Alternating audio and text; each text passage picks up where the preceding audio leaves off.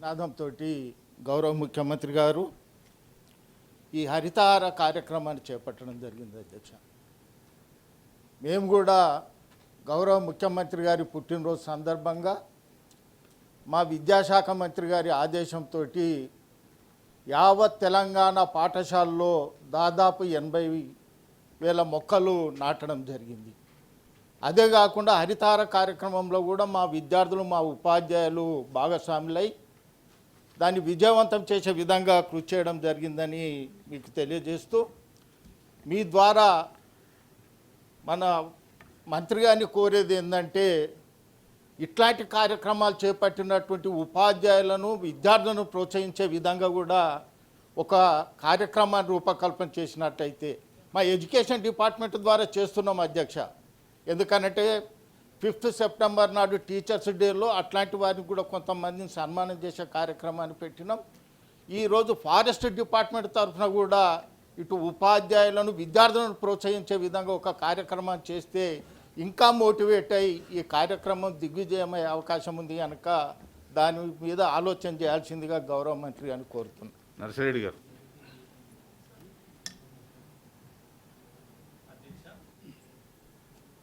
తెలంగాణ రాష్ట్రంలో హరితహార కార్యక్రమం ద్వారా మొక్కల పెంపకం మెరుగైన దశలో ఉంది. రోడ్ల వెంట బంజరు భూములలో కొన్ని మొక్కల పెంపు జరుగుతుంది, కొంత విస్తీర్ణం పెరిగింది.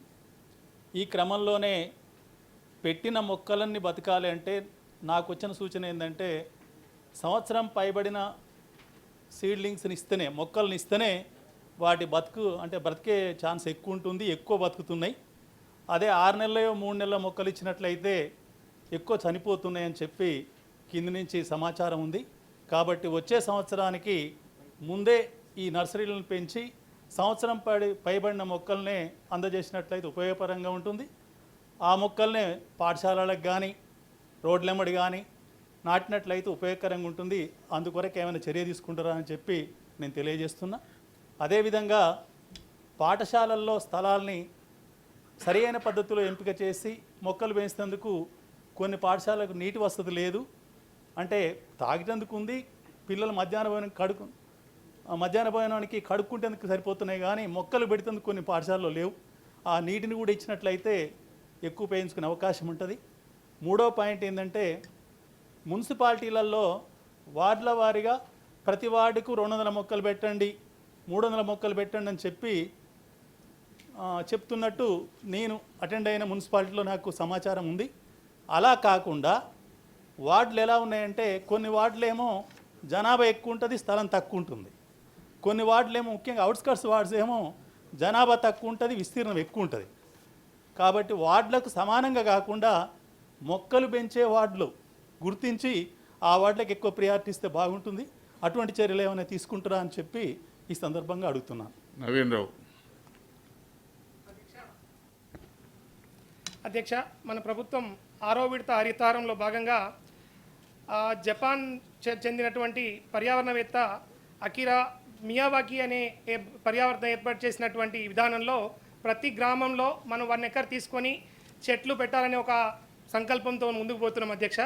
అందులో భాగంగా మీ ద్వారా మంత్రి గారికి నేను కోరేది, ఇప్పటివరకు ఎన్ని గ్రామాల్లో మనము 1 ఎకర్ ల్యాండ్ గుర్తించడం జరిగింది, ఎన్ని గ్రామాల్లో చెట్లు పెట్టడం జరిగింది, ఈ కార్యక్రమం ఎప్పటిలో కూడా పూర్తి చేద్దామని అనుకుంటున్నారో చెప్పవలసిందిగా మీ ద్వారా కోరుతున్నాను అధ్యక్ష.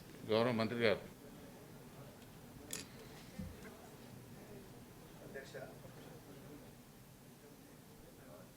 గౌరవ సభ్యులు ఈ బోడెకుంటి వెంకటేశ్వర్లు గారు, అదేవిధంగా ఫారూక్ హుస్సేన్ గారు, జనార్దన్ రెడ్డి గారు, నర్సిరెడ్డి గారు, మరి నవీన్ రావు గారు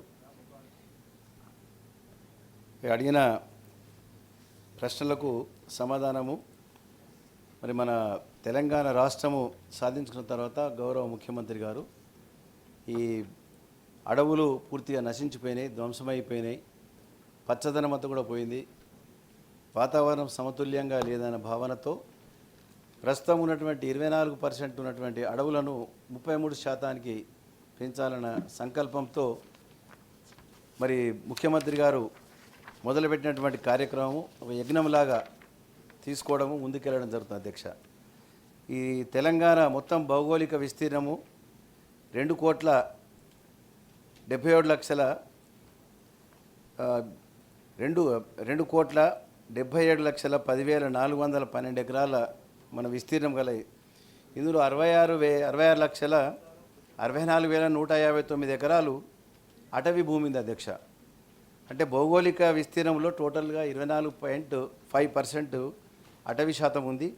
మొత్తం భారతదేశంలో మనము పోల్చినట్టయితే 21.34% అడవి ఉందని చెప్పి మనకు లెక్కల ద్వారా తెలుస్తూ ఉంది. దీన్ని 33% వరకు తీసుకెళ్లడానికే ఈ లక్ష్యం మొదలుపెట్టడం జరిగింది. ఈ అటవీ ప్రాంతంలో రాష్ట్ర వ్యాప్తంగా 120 కోట్ల మొక్కలు పెంచాలని, అదేవిధంగా జిహెచ్ఎంసి హెచ్ఎండిఏలో ఒక 10 కోట్ల మొక్కలు, అటవీ ప్రాంతంలో నేరుగా మరి మొక్కలు నాటడం 20 కోట్లు, అటవీ పునరుద్ధరణ ద్వారా 80 కోట్ల అధ్యక్ష. ఈ విధంగా టోటల్గా 230 కోట్ల మొక్కలు పెంచడానికి లక్ష్యం ఏర్పాటు చేసుకోవడం జరిగింది. హరితారంలో మనము పెట్టుకున్నటువంటి భారీ లక్ష్యాన్ని సాధించడానికి ఈ ప్రణాళికలన్నీ కూడా మనం తీసుకోవడం జరుగుతుంది. ఈ హరితారం కోసం ప్రభుత్వము అత్యున్నత స్థాయిలో స్థిరమైన రాజకీయ సంకల్పం ఉంది అధ్యక్ష.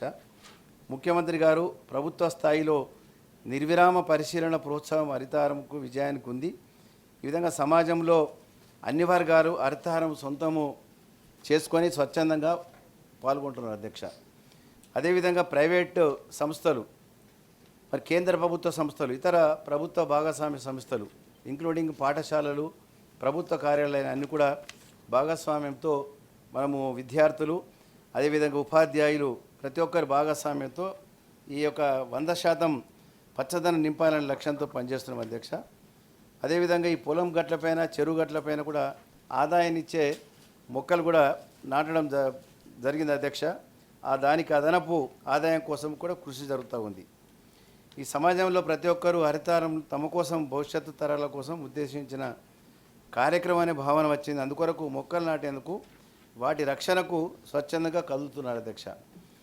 ఇప్పుడు పంచాయతీరాజ్ మున్సిపాలిటీ చట్టం ద్వారా మనం నాటిన మొక్కలలో 85% సర్వైవల్ ఉండాలని చెప్పిన తర్వాత గ్రామ సర్పంచ్తో పాటు సెక్రటరీగా ఉన్నటువంటి అధికారం ఉన్నటువంటి అధికారికి ఈ బాధ్యత చెప్పడం తర్వాత మనం ప్రతి 12,750 గ్రామ పంచాయతీలకు కూడా ట్రాక్టరు, ట్రైలరీ, అదేవిధంగా బ్లేడు, తర్వాత ట్యాంకర్ కూడా ఇవ్వడం మూలంగా మీ యొక్క చెత్త తరలించిన తర్వాత మధ్యాహ్నం పూట ఈ యొక్క ట్యాంకర్లో నీళ్ళు తీసుకొని ఈ మొక్కలకు పోయడం మూలంగా గ్రామాలన్నీ కూడా పూర్తి పచ్చదనం జరుగుతూ ఉంది. అదేవిధంగా పట్టణాల్లో కూడా 85% సర్వైవల్. మరి అది దాని ఒక చట్టం ద్వారా ఎక్కడైతే 85% సర్వైవల్ ఉండయో వాళ్ళని ఆ బాధ్యత చేసి పదవి నుంచి తొలగించడానికి కూడా చట్టంలో నిర్దేశించడం జరిగింది. మేము కేంద్ర ప్రభుత్వంలో గౌరవ మన అధికారికి ఏదైతే ఫారెస్ట్ మంత్రి గారికి, జవదేకర్ గారికి చెప్పిన తర్వాత మీరు నిజంగా కూడా తెలంగాణలో ఈ చట్టం తెచ్చారని చెప్పి వారు అక్కడ ఉన్నటువంటి మంత్రులందరూ కూడా అడగడం జరిగింది. తెలంగాణలో ఈ చట్టం వచ్చిన తర్వాత భారతదేశం అంతటా కూడా ఈ చట్టము వస్తే అన్ని ప్రాంతాల్లో కూడా పచ్చదనము బాగుపడుతుందని చెప్పి అందరూ కోరుతున్నారు. నర్సరీలు కూడా 13,752 నర్సరీలు వచ్చిన అధ్యక్ష. ప్రతి గ్రామ పంచాయతీ నర్సరీ ఉంది, మున్సిపాలిటీలలో నర్సరీస్ ఉన్నాయి. ఇంకా కూడా నర్సరీస్ మరి ఇప్పుడు గౌరవ సభ్యులు అడిగినట్టు మొక్క సంవత్సరం తర్వాతనే అది ఆ నర్సరీలో చూసుకొనే మొక్క నాటాలని ఏ గ్రామ పంచాయతీ పరిధిలో ఆ గ్రామ పంచాయతీ నిర్ణయం తీసుకోవాలని ఏర్పాటు చేయడం జరిగింది. ఇంకా పెద్ద మొక్కలు కావాలంటే కూడా మరి ఫారెస్ట్ డిపార్ట్మెంట్లో కూడా వాళ్ళు కూడా సప్లై చేస్తూ ఉన్నారు. ఫారెస్ట్ డిపార్ట్మెంట్ ఆధీనంలో కూడా మరి మొక్కలు పెంచడం కూడా జరుగుతుంది అధ్యక్ష. చిన్న మొక్కలు నాటద్దని చెప్తున్నాం. సర్వైవల్ % చిన్న మొక్కలు తక్కువ ఉంటుందని, పెద్ద పెరిగినాకనే నాటాలని చెప్పి మరి చెప్పడం జరుగుతుంది అధ్యక్ష. అదేవిధంగా దీని కొరకు ఇప్పటి వరకు ఈ 6 సంవత్సరాల్లో 4,900 కోట్ల రూపాయలు కూడా ఖర్చు పెట్టడం జరిగింది. ఈ దఫా గ్రామ పంచాయతీలు, మున్సిపాలిటీలు ఇచ్చే ప్రభుత్వం నుంచి ఇచ్చే నిధులలో 10% ఈ హరితారం కొరకు కూడా కేటాయించడం జరిగింది అధ్యక్ష. అదేవిధంగా ఈ యొక్క 15-16 సంవత్సరం నుంచి ఇప్పటి వరకు దాదాపు 170.115 కోట్ల మొక్కలు నాటడం జరిగింది అధ్యక్ష. మరి మరో 35 కోట్ల మొక్కలను అడవుల పునరుద్ధరణ కొరకు మరి దాంట్లో కూడా నశించిపోయిన అడవులలో కూడా నాటడం జరిగింది. మొత్తము 205.320 కోట్ల మొక్కలు ఈ 6 విడతల్లో నాటడం జరిగింది అధ్యక్ష. అదేవిధంగా ఈ యొక్క బ్లాక్ ప్లాంటేషన్ ద్వారా మొక్కలు పెంచిన విస్తీర్ణము 42,803 అధ్యక్ష. అదేవిధంగా క్షీణించిన అడవుల పునరుద్ధరణ కొరకు 3.5 లక్షల హెక్టార్లు కూడా మరి అడవులను పునరుద్ధరణ కూడా చేయడం జరిగింది. ఈ అటవీ భూముల చుట్టూ తవ్విన కందకాలు 8,533 కిలోమీటర్లు. ఈ యొక్క మిగతా ఈ సహజ సిద్ధమైనటువంటి అటవీ రూట్ స్టాక్ ప్రక్రియ చేపట్టడం కూడా జరిగింది. ఈ విధంగా హెచ్ఎండిఏ అదేవిధంగా జిహెచ్ఎంసీలు అందరు కూడా సహకారంతో పట్టణాలు కూడా మున్సిపాలిటీస్ కూడా ఈ వార్డులలో కూడా మరి రోడ్ డివైడర్లలో ఎవెన్యూ ప్లాంటేషన్స్ కూడా రోడ్డు పక్కన పెట్టడము. దీనివల్ల తెలంగాణ రాష్ట్రంలో ఎవరు చూసినా ఇప్పుడు పచ్చదనం కనబడుతుందని చెప్పి ప్రతి ఒక్కరు కూడా తెలియజేస్తూ ఉన్నారు. ఆ విధంగా మరి ఏదైతే గౌరవ సభ్యులు అడిగినటువంటి కొన్ని ప్రశ్నలకు ఆ సమాధానాలు కూడా దీంట్లో రావడం జరిగింది. మరి ముఖ్యంగా ఈ వెంకటేశ్వర గారు అడిగిన సమాధానం 24 నుంచి 33% చేరడానికి మనకి ఇంకా కనీసం ఒక 3 సంవత్సరాలలో 33%కు ఖచ్చితంగా రావడం జరుగుతుంది. ఇప్పటికే భారతదేశంలో అన్ని రాష్ట్రాలకు సంబంధించిన విషయంలో తెలంగాణ రాష్ట్రం వెళ్ళి మీరు అడవులను గ్రామాలను మున్సిపాలిటీలు చూడండి పచ్చదనం కనబడుతుందని చెప్పి మనం ఎక్కడ పోయినా చెప్పుకోవడానికి అవకాశం కూడా ఏర్పడ్డది. దీనికి అంతా కూడా గౌరవ ముఖ్యమంత్రి గారు తీసుకున్న నిర్ణయాల వల్లనే ఈ కట్టుదిట్టమైనటువంటి కార్యక్రమాలు జరుగుతున్నాయి. మరి మన ఫారూఖీ హుస్సేన్ గారు చెప్పినట్టు వాళ్ళ సిద్దిపేట రోడ్లో, ఎందుకంటే ముఖ్యమంత్రి గారు ఎప్పుడు వెళ్ళినా గజ్వేల్ రోడ్లు వెళ్తారు కాబట్టి రోడ్డుకి ఇరువైపులా మన డివైడర్లో కూడా బ్రహ్మాండంగా మొక్కలు పెంచి ఒక్క మొక్క కూడా అక్కడ లేనట్టయితే వెంటనే అధికారులకు ఫోన్ చేసి ఈ మొక్క లేదు అని చెప్పే విధంగా వారు చూస్తున్నారు కాబట్టి ఆ రోడ్ అంతా కూడా బ్రహ్మాండంగా రావడం జరిగింది. మీ నల్గొండ జిల్లా ఏదైతే విజయవాడ రూట్ ఉందో అక్కడ కూడా బ్రహ్మాండంగానటువంటి జగదీశ్వర రెడ్డి గారి ఆధ్వర్యంలో మొక్కలు నాటి సర్వైవల్ కూడా చేయడం జరిగింది కాబట్టి రోడ్లని కూడా బ్రహ్మాండంగా పచ్చదనంతో కనబడుతున్నాయి అధ్యక్ష. మరియు ఈ యొక్క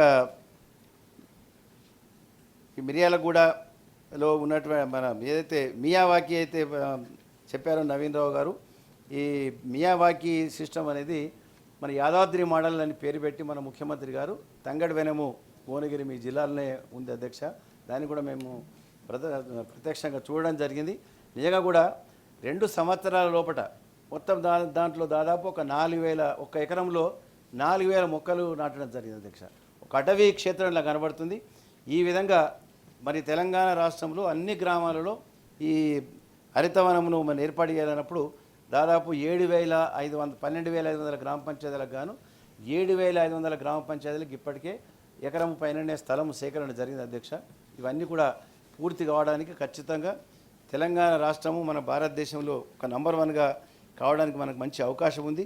ఈ జనగామ జిల్లాను మరి ఏ విధంగా దీన్ని అటవీలో నంబర్ 1గా అంటున్నారు కాబట్టి మాకు తెలిసిన మటుకు రికార్డులలో జనగామ నంబర్ 1 అయితే లేదు. మరి డ్రౌట్ దానికి మనము ప్రభుత్వ స్థలాలు గుర్తించి ముఖ్యంగా రోడ్లకు ఇరువైపులా కానీ గ్రామాలలో పచ్చదనం కానీ అక్కడ అటవీ భూమి లేనటువంటి సందర్భంలో మరి మనము ఏ విధంగా దీన్ని తీసుకోవాలో భవిష్యత్తులో ప్రణాళికలు రూపొందించి తప్పకుండా జిల్లా కలెక్టర్ గారు కానీ ఇతర అధికారులు ఫారెస్ట్ అధికారులతో మరి ఏ విధంగా మనం ముందుకు తీసుకెళ్ళడం దాన్ని కూడా చేయడం జరుగుతుంది. ఈ వనదర్శిని హరిత పాఠశాలల ద్వారా కూడా విద్యార్థులకు ప్రోత్సాహం కూడా ఉపాధ్యాయులకు విద్యార్థులకు కూడా ప్రోత్సాహాలు కూడా ఇవ్వడం జరిగిందని చెప్పి తెలియజేస్తున్నాము. ఇవన్నీ కూడా మరి భవిష్యత్తులో మన ప్రకృతి సక్రమంగా ఉండాలా, సకాలంలో వర్షాలు పడాలి, మనం పీల్చుకునే గాలి ఈ కరోనా వైరస్ అటువంటి వ్యాధులు రాకుండా మనకు ఉండాలంటే వాళ్ళ బారిన పడకుండా ఉండాలంటే అడవులు ఖచ్చితంగా 33% పైన మనం తీసుకెళ్తేనే అందరి సహకారం ఉంటే ఖచ్చితంగా దీనికి మనము తెలంగాణ రాష్ట్రము ఇప్పటికే హరితారంలో నంబర్ 1 ఇంకా కూడా నిధులకేం కొరత లేదు. బ్రహ్మాండంగా మనము నిధులు కూడా సమకూరుస్తున్నాం కాబట్టి దీని అందరి సహకారంతో మనం ముందుకెళ్తున్నామని ఈ ద్వారా సభ్యులకు తెలియజేస్తాం. క్వశ్చన్ నెంబర్ 3422 పేరా చిన్నపిరెడ్డి గారు. మంత్రి గారు.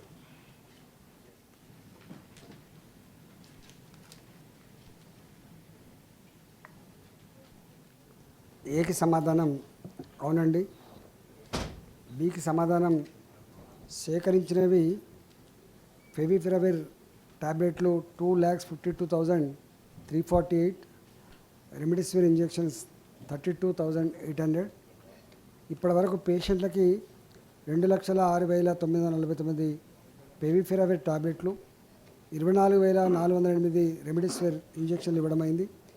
ఇవి కొత్త ఔషధాలు అయినందున ఈ దశల ఖచ్చితమైన ఫలితాలను మదింపు చేయడానికి వీలు కాలేదు.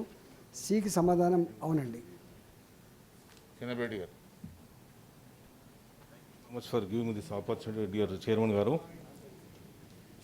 First of all, I would like to extend my sincere, heartfelt thanks and gratitude to our Honorable CM, KCR Garu, for providing all the possible resources, all his energy, time, for tracing, treating and testing the SARS-2 COVID-19 disease through the dynamic and proactive Honorable Minister for Medical, Healthcare and Family Welfare, Rajendra Garu. Sir, I need a couple of more minutes because it's more scientific and medical to elaborate the question so that I can get better answer from Health Minister. The fact here is everybody by now in the world should have understood, and that is invisible virus in the universe, in the world today demolished the illusion that humans are masters of the nature. That is a fact. And coming to the medical terminology and this question, pertaining to this question, there are 3 steps involved in SARS-2 COVID-19 disease. Why I am saying SARS-2 means SARS-1 came in 2002. That is, Chinnapa Reddy గారు దయచేసి question వేయండి. రేపు దీని మీద separate no, I am coming to the question only. I am coming to question only. వివరంగా మాట్లాడు. No. See, coming to question only because I have to elaborate the scientific way. See, the SARS-2. Telugu For this, the first step is prevention. కొంచెం terminology కొంచెం ఇబ్బంది అవుతుందని English చెప్తాను. Prevention in March, April, May, the product called hydroxychloroquine is highly elevated by the world superpower President Donald Trump, and also followed by Jair Bolsonaro, Brazil President. Brazil President himself declared that I was saved because of hydroxychloroquine. He got infected. He was saved by using those only hydroxychloroquine 200 mg tablets. This is a fact, and it came in the news also. He himself acknowledged. And also so Donald Trump also same thing. Now here, hydroxychloroquine, what is the protocol in our state? Health Minister has to tell me.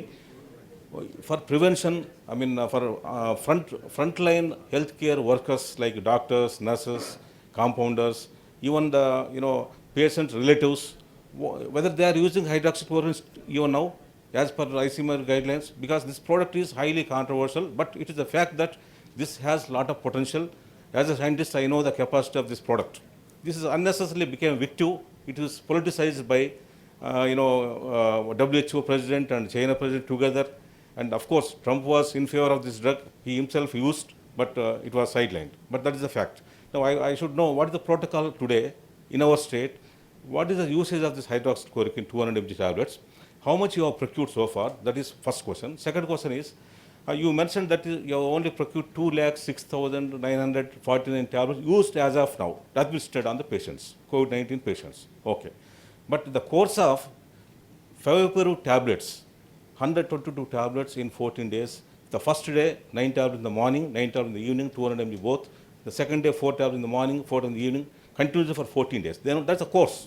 That is a prescribed course. But whereas you said 2,06,949 tablets only procured so far, or administered so far. That means if you divide by 122, it's coming to only roughly 1,696. That means 1,696 only patients so far administered this tablet. That is this drug is specifically used for only moderately mild infected COVID patients. This Favipiravir, this is invented by Japanese company Fujifilm, official license to Dr. D's Labs, and there are so many other generic companies also started in Hyderabad and elsewhere in India. And third point is Remdesivir. Remdesivir is a anti-super viral drug, no doubt, but this is again should be used only critically severely infected by COVID-19 patients. It's not for everyone. This is the third step. First step is prevention. Second step, moderately and mildly infected people. Third one is critically severely infected when they are on ventilation help. Then only that injection should be used. This is the protocol as per ICMR guidelines as well as WHO and all. But here again, remdesivir injections you have procured and administered on the patients is so far is 24,408 only. That is equal to 6 injections we have to put on patient who is critically infected by COVID-19. That means only 4,000 odd. So, but whereas in our state, so far 1,45,168 patients are there. There is no relevance, the quantity you have mentioned and what I am talking, what the news is coming. This I need a clear picture from the Honorable Minister, and also, maybe in a couple of days, you should give me more opportunity to talk about, because it's science-related corona. So kindly give me more time, maybe in the time during the time of the session, so that I can share more ideas and all. But now I request Honorable Minister to explain what is the relevance of the quantity you have mentioned and 1,45,000 patients in the state, and what is the protocol, HCQ, where you are using, how many tablets you are using, how many people are recovered. The recovered, there is no doubt, because of your kind efforts, there are 74% is recovered. That's really, really great, and I fully congratulate our Honorable Minister. He is going to pillar to post. He is very hardworking. He is very dynamic, very proactive. All my appreciation goes to him, but I need a very perfect answer from him. So thank you, sir. Honorable Minister. Chinnappa Reddy గారు అది అయిపోయింది.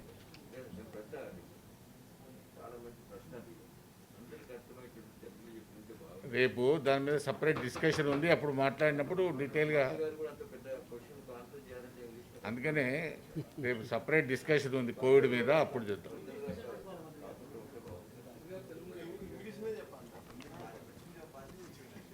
అధ్యక్ష,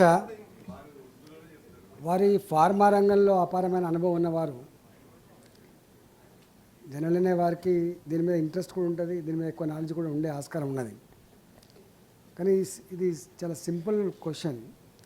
మీరు ఇంతకుముందే చెప్పినట్టుగా, తమరు చెప్పినట్టుగా దీని మీద షార్ట్ డిస్కషన్ కూడా ఉంది కాబట్టి ఆ సందర్భంగా వారికి అవకాశం ఇస్తే వారు ఎక్కువ సమాచారాన్ని షేర్ చేసే ఆస్కారం ఉంటుంది. తెలుగులో ప్రిపేర్ అయ్యారా? సభ ఇన్లైట్ కావడానికి కూడా ఆస్కారం ఉంటుంది అధ్యక్ష. అయితే వారికి ఇచ్చిన సమాధానంలోనే చాలా పెద్ద డీటెయిల్డ్ లిస్ట్ ఇచ్చిన చిన్నప్పరెడ్డి గారు.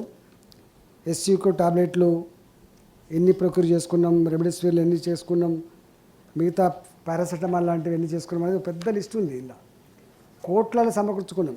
జింకోవిట్ లాంటివి, మల్టీవిటమిన్ లాంటివి, ఈ దీంట్లో ఏవేవైతే అవసరాలు ఉన్నాయో అవన్నీ కోట్లలోనే సమకూర్చుకున్నాం చిన్నప్పరెడ్డి సాబ్. అయితే ఇక్కడ 2 అంశాలు అధ్యక్ష.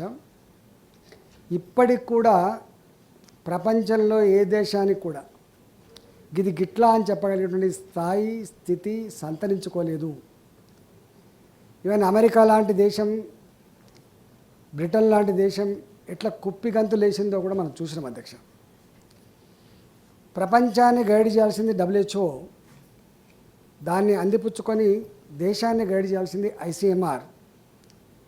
ఐసీఎంఆర్ గైడ్ చేసిన తర్వాత మనకు DCGI ఏ మందులు వాడనో పర్మిషన్ ఇస్తుంది అధ్యక్ష.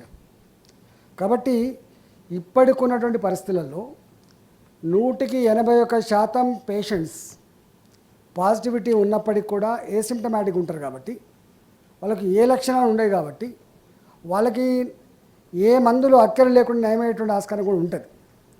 కానీ నేను పాజిటివ్ పేషెంట్ని, నాకు అని ఆందోళన ఉంటుంది కాబట్టి దానికోసం వారు చెప్పినట్టుగా ప్రివెంటివ్ ఆస్పెక్ట్లో కొంత మల్టీవిటమిన్ ట్యాబ్లెట్ కావచ్చు, జ్వరం వస్తే పారాసెటమాల్ ట్యాబ్లెట్ కావచ్చు, ఒక కిట్ ఇచ్చిన అధ్యక్ష. ఆ కిట్టు దాదాపు 10 మందులతో కొన్నటువంటి ఒక కిట్ ఉంటుంది అధ్యక్ష. 10 మందులతో సంబంధించిన కిట్ ఉంటుంది. ఆ ట్యాబ్లెట్లు ఏ సందర్భంగా వేసుకోవాలి, రోజుకు ఎన్ని వేసుకోవాలి, ఎంత డోస్ వేసుకోవాలనేటువంటి సమాచారం కూడా పూర్తిగా ప్రింట్ చేసి అవన్నీ కూడా వారికి ఇవ్వడం జరుగుతుంది అధ్యక్ష. అయితే వారు అన్నారు, మరి ఇన్ని 1,42,000 మంది పాజిటివిటీ వస్తే మీరు వాడిన ఎస్సీక్యూ టాబ్లెట్లన్నీ, మీరు వాడిన పావిఫిరావిర్ టాబ్లెట్లన్నీ, మీరు వాడినటువంటి ఈ రెమ్డెసివిర్ ఇంజక్షన్లు ఏంటని చెప్పి వారు చెప్తున్నారు అధ్యక్ష. మొత్తం 1,40,000 మందిలో చిన్నప్పరెడ్డి సాబ్ ఈ మనకు రెమ్డెసివిర్ ఇంజక్షన్ వచ్చినాయి, ఒక 2 నెలల క్రితం వచ్చినాయి, మీకు తమరు తెలుసు. నాకు తెలిసి దీంట్లో ఈ 19%, 20%లో కూడా 15% మంది వారు చెప్పినట్టుగా మైల్డ్ సిమ్టమ్స్ ఉన్నవాళ్ళు, మోడరేట్ సిమ్టమ్స్ ఉన్న వాళ్ళు మాత్రమే ఉంటారు అధ్యక్ష.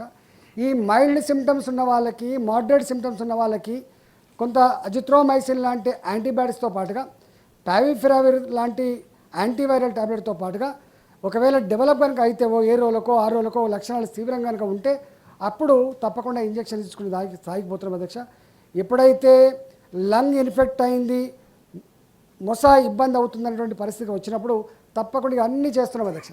చివరికి ఒక ఇంజెక్షన్ ఉంటుంది, టొసిలిజుమాబ్ అనేటువంటి ఇంజెక్షన్ ఉంటుంది. తమకు తెలుసు ఒక్కొక్క ఇంజెక్షన్ ₹1,00,000, ₹1,50,000 కూడా బ్లాక్లో అమ్ముకునే సందర్భం మీరు చూసింది అధ్యక్ష. ఒక వాయిల్ కావచ్చు, 2 వాయిల్ కావచ్చు ఇచ్చుకునే ఆస్కారం ఉంటుంది.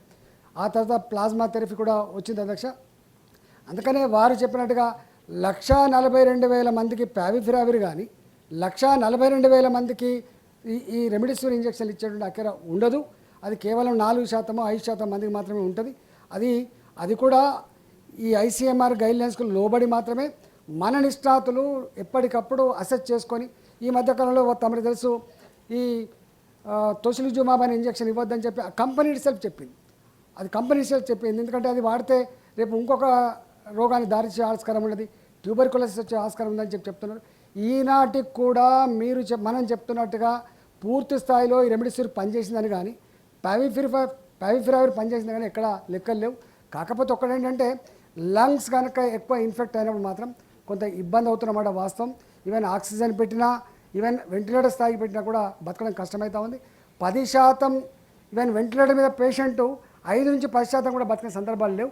అందుకనే మనం ఏమన్నామంటే ఎర్లీ డిటెక్షన్ అనేది క్యూరబిలిటీకి ఆస్కారం ఉంటుంది. కాబట్టి దయచేసి ప్రజలందరూ కూడా మళ్ళీ విజ్ఞప్తి చేస్తున్నాం ఏంటంటే మీరు నెగ్లెక్ట్ చేయకండి.